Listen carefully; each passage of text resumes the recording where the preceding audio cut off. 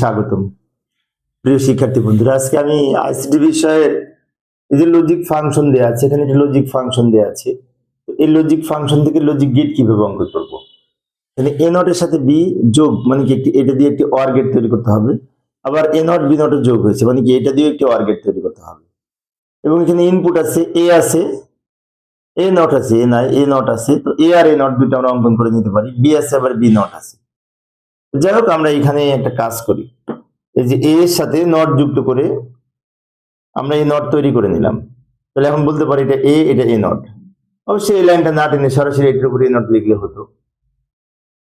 যাই হোক, এটা এ আর এটা এ নট পেলাম। বি আছে, বি নট আছে, বি একটা লাইন টানলাম, বি এর সাথেও আমরা নট যুক্ত করে নিব, বি এর সাথে নট যুক্ত করে নিলাম। তাহলে আমরা বলতে পারি এ এ নট, বি বি নট। এই চারটা লাইন ধরে আমরা এগুলো বের করব। প্রথমে এ নট আর বি দুটো যোগ হয়েছে ব্র্যাকেটের মধ্যে। তাহলে এ নট বলতে এই লাইনটা বোঝায়, এই যে এটা।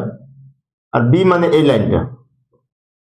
এ নট আর বি দুটো মানে কি হচ্ছে, যোগ হয়েছে, প্লাসের জন্য আর গেট। এই যে লাইনটা বের হলো, এটা হচ্ছে এ নট প্লাস বি বলতে পারি। এবার এই ব্র্যাকেটের অংশটুকু এ নট আর বি নট দুটো যোগ হয়েছে। এ নট বলতে এই লাইনটা, বি নট বলতে এই লাইনটা। এ নট আর বি নট দুইটা কি হচ্ছে, আবার যোগ হয়েছে, যোগের জন্য আবার আর গেট। এই যে লাইন পেলাম, এটা হচ্ছে এ নট প্লাস বি নট। ভালো করে লক্ষ্য করি, এ নট আর বি দুটো যোগ হয়েছে,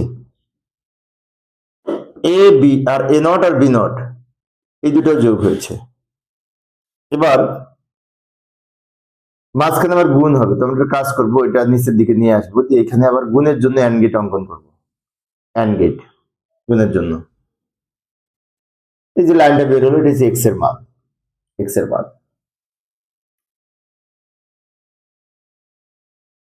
প্রিয় শিক্ষার্থী বন্ধুরা, শিক্ষার্থীদের জন্য অল্প অল্প করে আলোচনা করি কয়েক মিনিটে, যাতে শিক্ষার্থীরা বোরিং ফিল না করে। পরে ক্লাসটা দেখার আমন্ত্রণ রইল। খোদা হাফেজ।